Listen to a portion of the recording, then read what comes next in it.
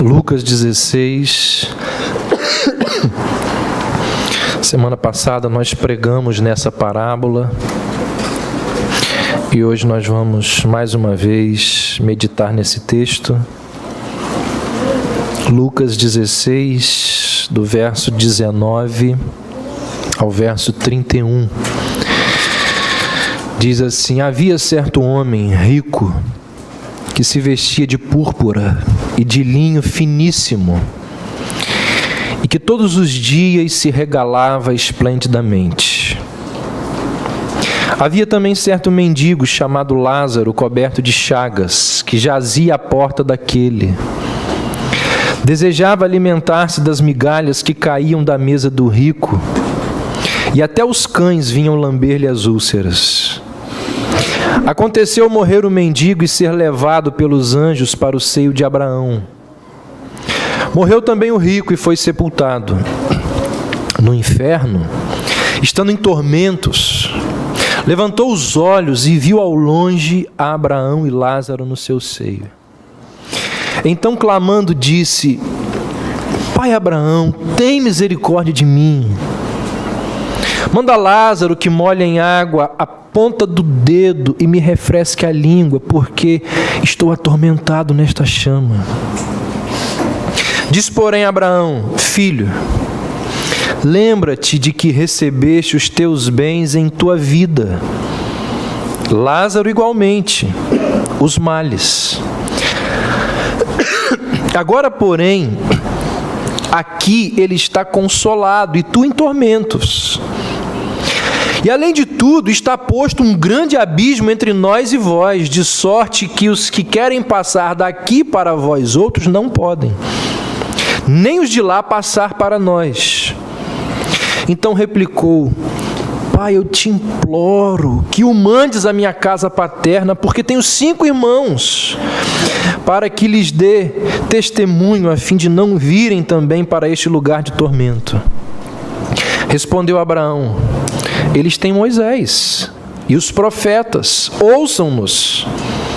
Mas ele insistiu: Não, pai Abraão, se alguém dentre os mortos for ter com ele, arrepender-se-ão. Abraão, porém, lhe respondeu: Se não ouvem a Moisés e aos profetas, tampouco se deixarão persuadir, ainda que ressuscite alguém dentre os mortos. Vamos orar. Ó Deus, na nossa agenda semanal nós temos tantos compromissos, tantas responsabilidades, e já é hábito na agenda de alguns separar o domingo à noite para estar aqui diante da Tua Palavra. Ó Deus, que momento importante é esse, quando nós estamos debruçados em torno da Tua Palavra. Senhor, quantas carências, quantas necessidades existem aqui nesta noite. Quantos corações incrédulos, descrentes, machucados, desamparados, solitários, existem aqui entre nós. Por isso, ó Deus, nós te pedimos que o Senhor graciosamente derrame sobre nós o Teu Espírito, para que venhamos a ouvir a Tua Palavra de forma correta, de forma que honre ao Senhor, mas que também confronte os nossos pecados, abençoe as nossas vidas. Ó Deus, nós aqui viemos com o desejo de ouvir ao Senhor. E creio que já temos ouvido. E pedimos que o Senhor continue a nos falar através da Tua Palavra. Nós assim oramos por Jesus e em nome de Jesus. Amém. Nessa narrativa, Jesus fala de 2 homens. Um homem rico, que rejeitou a Deus, A tradição o chama de Dives. Dives não é um nome. Dives é a forma como aparece a palavra homem rico na tradução latina. Já o mendigo, Jesus o chama de Lázaro. E ao contar a história desses dois homens, Jesus descreve realidades do pós-morte. Jesus fala da vida no porvir numa linguagem acessível a todos nós ouvintes. Como que vai ser quando nós morrermos lá no céu?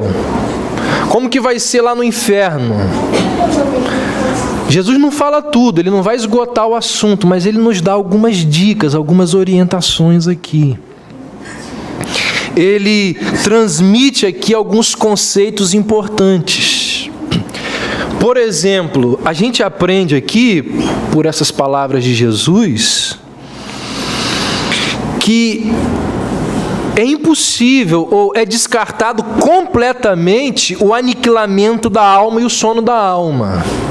Doutrinas bem difundidas e ensinadas por algumas religiões por aí. Por exemplo, os adventistas ensinam o sono da alma. Quando aborda um assunto como esse aqui, Jesus nos ensina, por exemplo, que depois da morte, acabou. Não existem segundas oportunidades. Morreu, acabou. Fica claro também que nós devemos acertar a nossa situação com Deus nessa vida. Porque depois que morrer, não tem mais jeito. Isso fica muito evidente aqui no texto. Depois que morrer, já era. Não tem reencarnação. Segundo a palavra de Deus, isso não existe. No porvir, também nos diz esse texto aqui narrado por Jesus. No porvir, as realidades são exatamente as mesmas para todo mundo. O que eu quero dizer com isso? Que após a morte, existem destinos diferentes. O homem depois da morte, ele encontra-se num estado de alegria suprema ou de sofrimento supremo. Ou muita alegria ou muito sofrimento. Céu ou inferno. É claro que Jesus, como disse há pouco, não tem a intenção de, com essa parábola aqui, esgotar o assunto. Mas é possível a gente retirar da história aqui, da parábola que ele contou, algumas verdades muito importantes para as nossas vidas do pós-morte. Do que acontece depois da morte. E o que Jesus nos mostra é que depois da morte não tem jeito.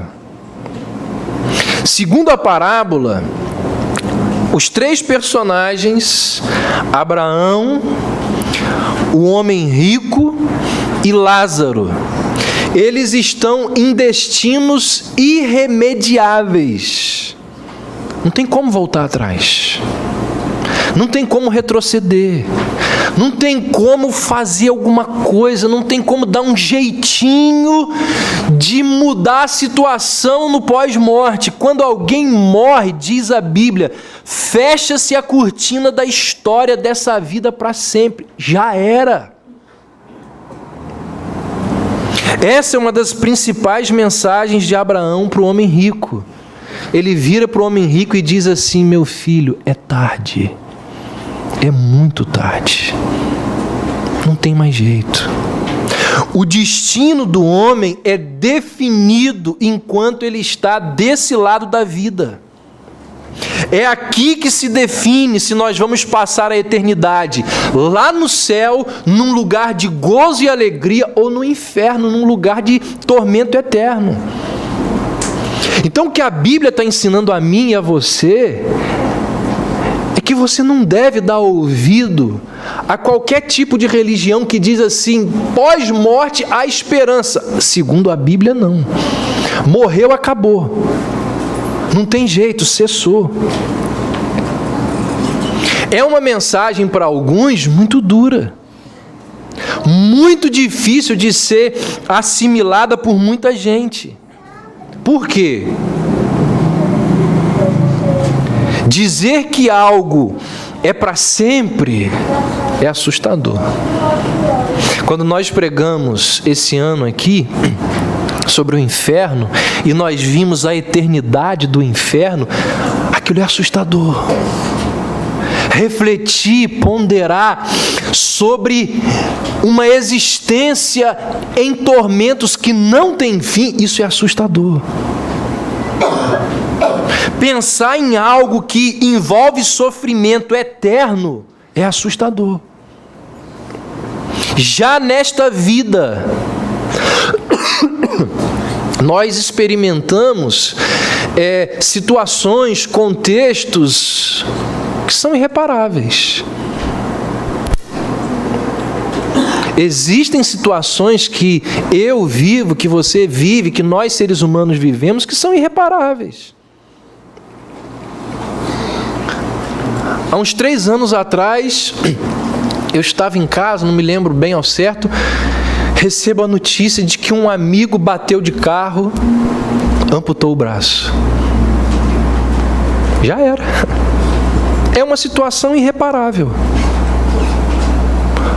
Amputar um membro é uma situação irreversível. Um derrame na vida da maior parte das pessoas, irreversível. Um acidente que deixa sequelas para o resto da vida.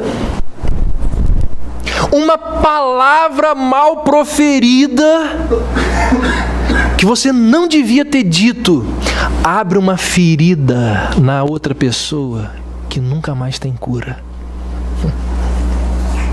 A pessoa até diz que às vezes perdoa, mas fica aquela mancha. É uma situação irreversível.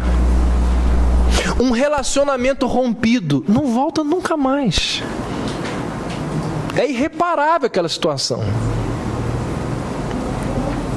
Uma oportunidade que veio a você, você não agarrou, já era, foi embora, perdeu. Então, nessa vida, existem circunstâncias e momentos em que não há mais o que se fazer. Existem coisas que nós não temos mais como recuperar. A vida nunca mais será a mesma. Essa é uma das mensagens dessa história. Fique alerta, fique esperto, fique ligado, porque existem situações na vida que são irreparáveis, não tem como voltar. E a morte é uma delas. Já era. Dom Pedro, príncipe herdeiro do rei português Afonso IV, casou-se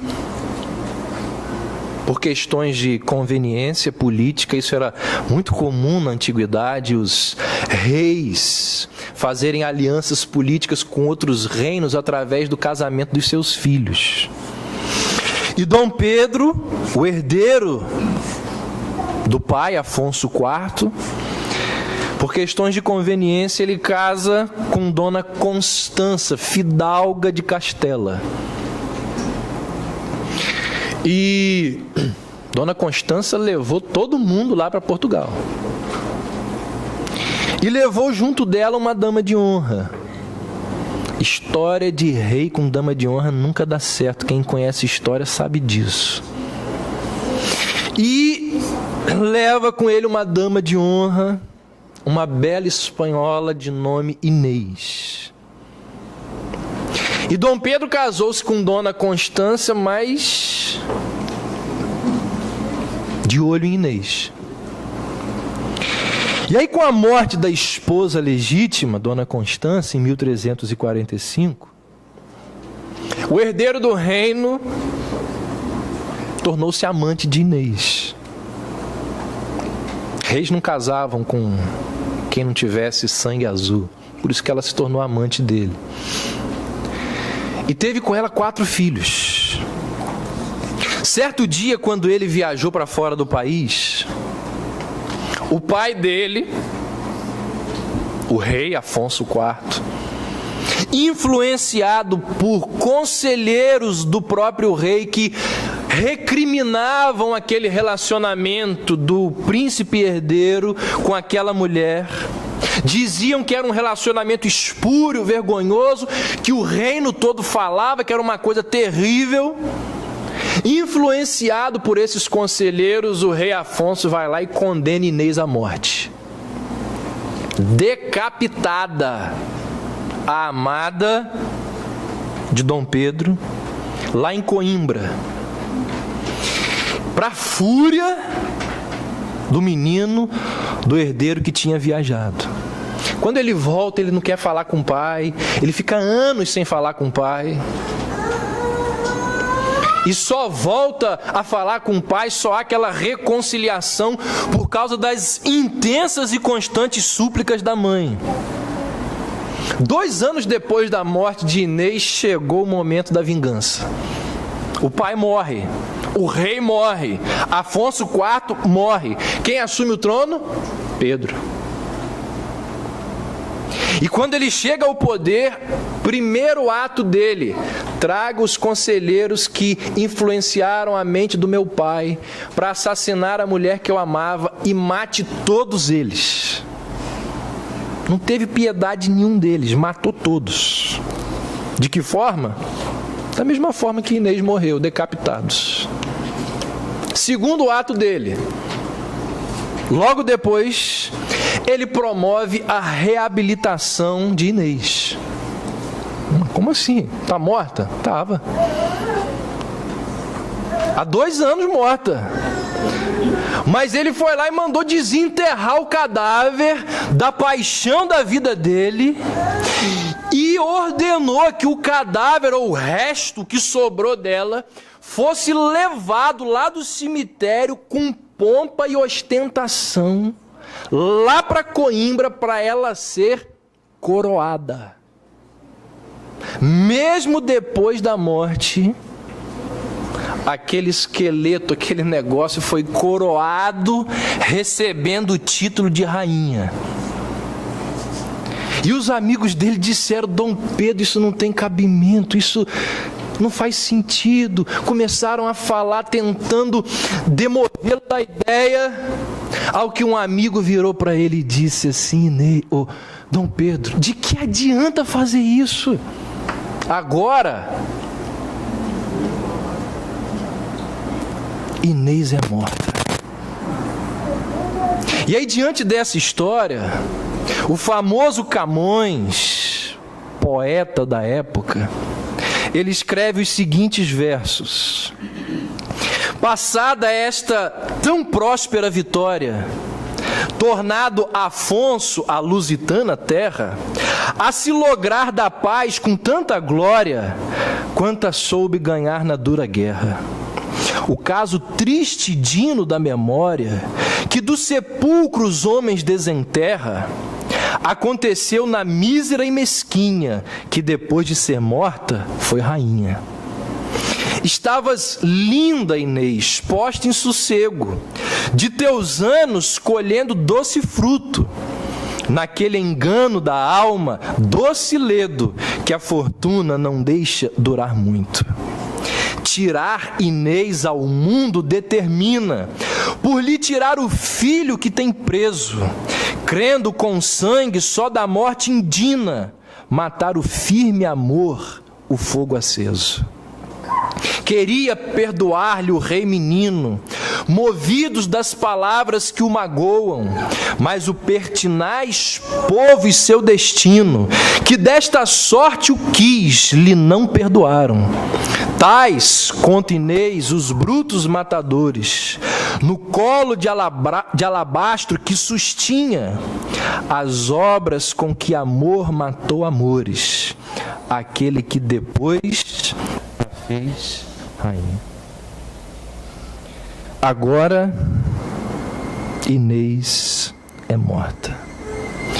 Essa expressão ela é conhecida de todos nós e ela é usada para designar ou para falar de situações ou da inutilidade de ações tomadas depois do momento apropriado.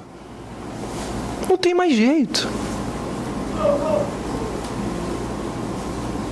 Passou. Nós temos outros provérbios que lembram essa realidade. Não adianta chorar o leite que derramou-se.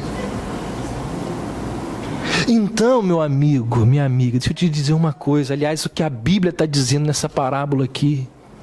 Aquele rico morre e vai para o inferno e ele diz assim: deixa eu voltar. E Deus diz: já era. Então, não tem mais como fazer mais nada, já era. A Bíblia nos diz que existem situações no mundo que, se nós não estivermos atentos e alertas, acabou. Abraão vira para o rico e diz assim: há um grande abismo entre nós e vós, de forma que os que quisessem passar daqui para vós não poderiam, nem os daí passar para nós. Então o caso desse rico é um exemplo clássico de uma situação irreparável. A condição daquele homem não podia mais ser mudada. Cessou qualquer esperança. Deus diz: há um grande golfo, há um grande abismo, nada pode ser alterado. Então eu quero dizer para você o seguinte: se você morrer sem a graça de Deus no seu coração, já era.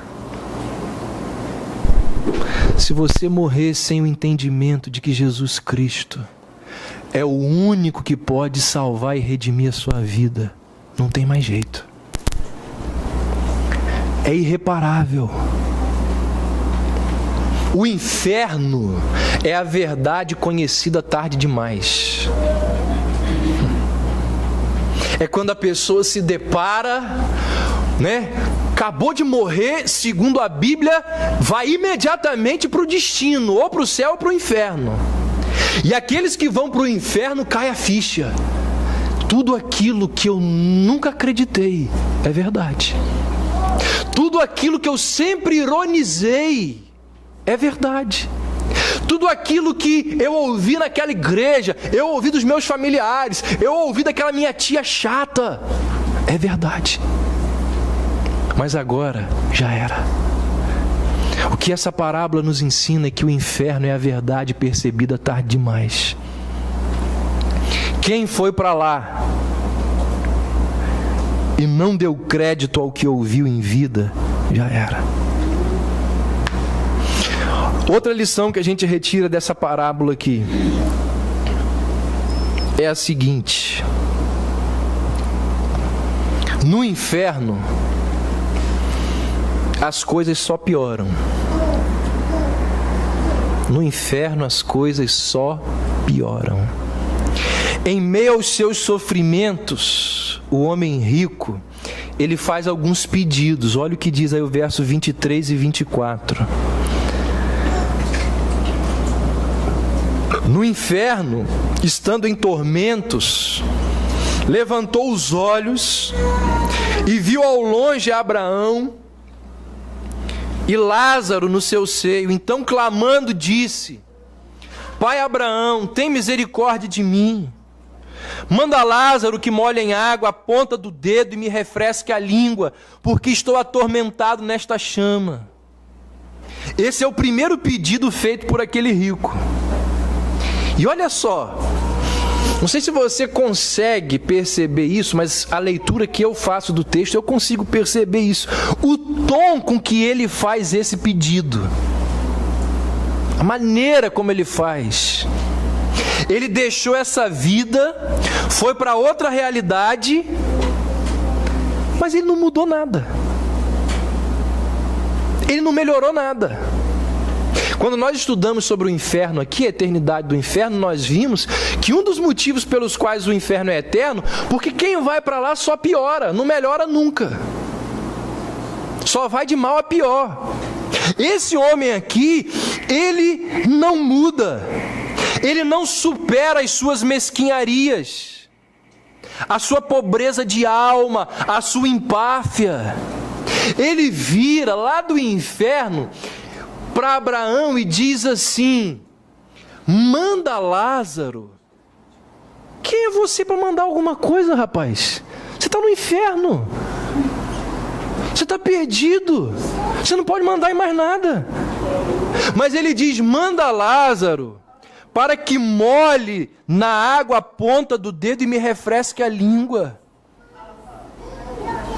Esse homem está cheio de arrogância. Lá do inferno ele é capaz de fazer um pedido cheio de empáfia e com desdém, porque ele diz assim: manda essa pessoa aí vir aqui e molhar minha língua. Ele continua a mesma pessoa mesquinha, orgulhosa, cheia de si que foi em toda a sua vida. Você não suporta viver com determinadas pessoas aqui, porque são pessoas terríveis. Se por acaso você for para o inferno, encontrar com elas lá, elas vão estar muito piores do que elas são aqui. Por isso que lá é o inferno. Ou essa é uma das características do inferno. Imagina ter que conviver com aquela pessoa que você não suporta. Só que multiplicado numa escala muito maior. O caráter desse homem aqui não sofre mudanças nenhuma. Ele continua considerando Lázaro como um servo. Ele não tem vergonha de pedir um favor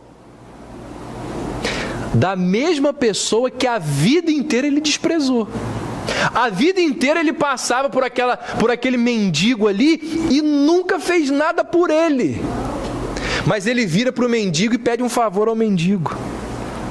Em toda a sua vida na terra, ele nunca tentou imitar a fé de Abraão. Mas mesmo assim, ele pede ajuda a Abraão, o serviço de Abraão, a misericórdia de Abraão. Então, nessa história que nos ensina, ou nos dá algumas dicas do que acontece depois da vida, Jesus está nos ensinando que lá no inferno as coisas só pioram. Não estabiliza, piora.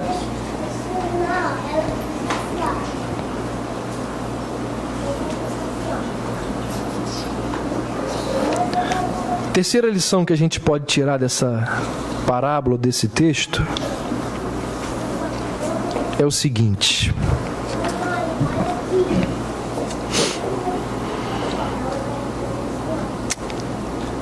o que livra um homem do inferno não são milagres ou sinais espetaculares, mas a palavra de Deus. Olha o que diz o verso 27 e 28. Então ele disse: eu te imploro, ó Pai, que o mandes à família de meu pai, porque tenho 5 irmãos. Manda-o para os advertir, a fim de que eles também não venham para este lugar de tormento. A ideia do homem rico aqui é a seguinte: bem, já que não tem mais jeito para mim, talvez haja salvação ou possibilidade de salvação para os meus irmãos. E aí ele tenta fazer alguma coisa para livrar os irmãos dele, para que os irmãos dele não acabem no lugar onde ele estava. Todos os seus irmãos tinham conhecido aquele mendigo que vivia ali no portão da sua casa. E os irmãos dele sabiam que o mendigo tinha morrido. E aí, diante desses fatos, o homem rico vira para Abraão e pede o seguinte: envia Lázaro até os meus irmãos. E eles, percebendo a ressurreição, tornar-se um crente.